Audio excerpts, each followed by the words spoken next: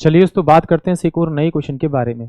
इस क्वेश्चन में एग्जामिनर ने कहा एक रेलगाड़ी एक कार से 25% अधिक तेज चल सकती है।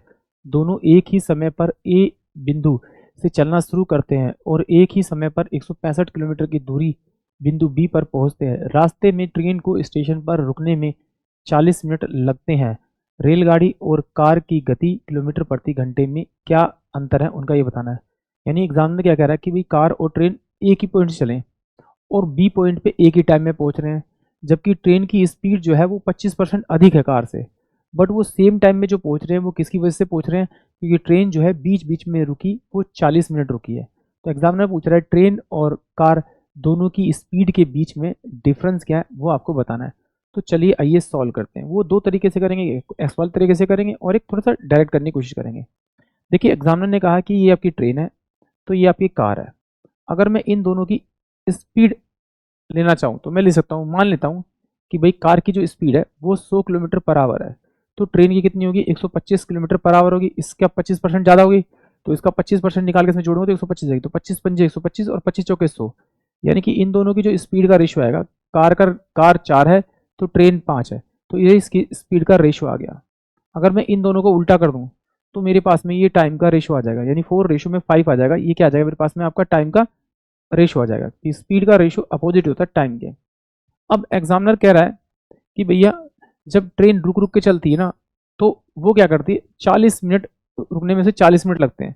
बट एग्जामिनर कह रहा है कि भाई वो सेम टाइम पे पहुंच रहे हैं, ये 5 ले रही ये 4 ले रही, डिफरेंस कितने का आ रहा है, 1 आवर का आ रहा है। जो रुकने में समय लगा उसे वो कह रहा है कि 1 घंटे लगा, बट एग्जामिनर कह रहा है नहीं नहीं, रुकने में जो टाइम लगा स्टेशन पे वो 40 मिनट का लगा, तो इस 1 घंटे को 40 मिनट बना दीजिए।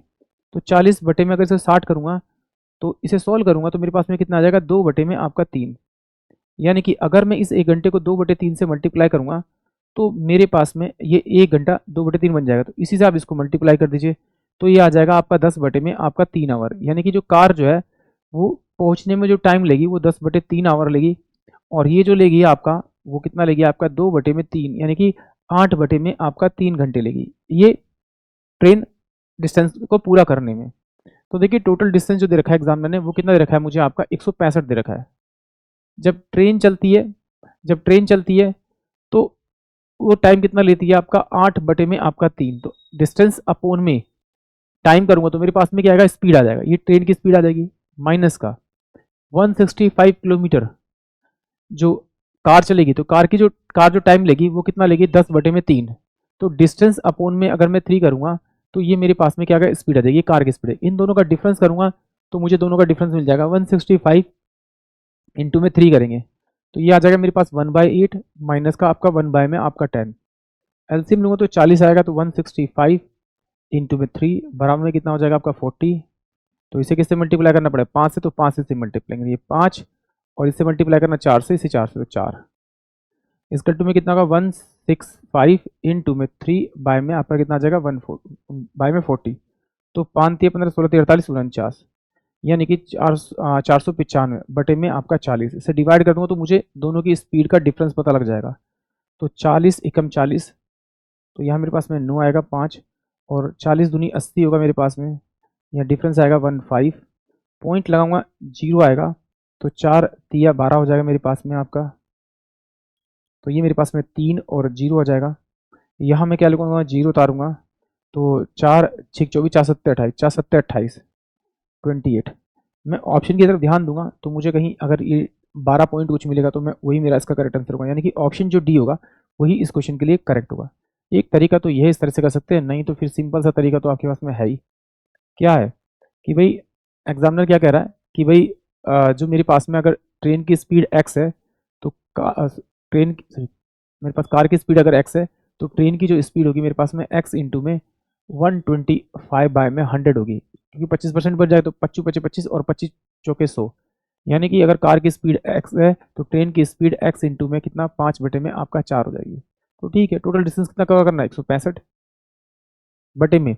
165/में कितना हो जाएगा आपका आपका आपका ये हो जाएगा आपका एक्स माइनस का 165 अपोन में एक्स इंटू में कितना हो जाएगा 5/में आपका 4 हो जाएगा बराबर में। इन दोनों का डिफरेंस कितना आ रहा है 40 मिनट का, तो 40/में अगर 60 करूंगा तो ये मेरे पास में टोटल टाइम आ जाएगा, यानी कि 20 20 दूनी 40 और 20 या 60। सोल्व कर देंगे। यहाँ से 165 में अगर बाहर निकालूंगा तो मेरे पास जो बचेगा वो बचेगा 1 बाय में एक्स माइनस का 4 बाय में 5 एक्स और बराबर में कितना हो जाएगा 2 बटे में आपका 3। ठीक है, सोल्व करेंगे तो कितना हो जाएगा आपका, ये आपका 165 इंटू में एलसीएम लेंगे तो कितना 5 में से गया तो कितना 1 में कितना हो जाएगा आपका 5x बराबर में 2 बटे में आपका 3।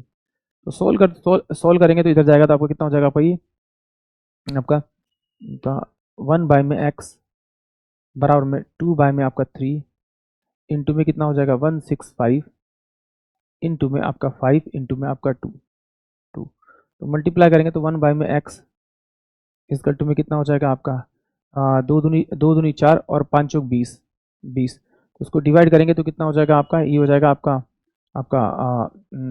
5 दूनी 10 16 दूनी 32 360 बटे में कितना हो जाएगा आपका ये हो जाएगा आपका 3। तो x की वैल्यू जो हो जाएगी x इजकल टू में कितना हो जाएगा आपका 3 बटे में 330000। ये तो कुछ गड़बड़ आ गया यार, करा है क्वेश्चन के